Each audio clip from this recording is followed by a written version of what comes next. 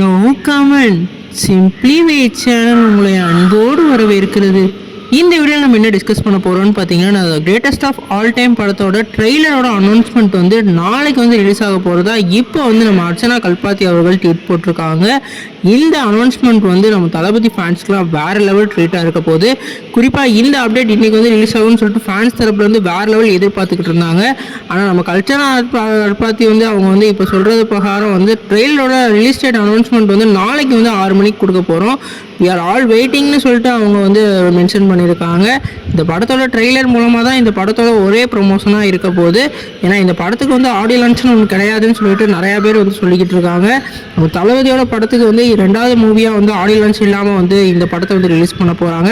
ஏன்னா நம்மளோட தளபதி அவர்கள் அவரோட பொலிட்டிக்கல் என்ட்ரிக்காக அவரோட கட்சி அப்புறம் வந்து ஒரு மாநாடு வந்து நடத்த போகிறதா சொல்லியிருக்காங்க.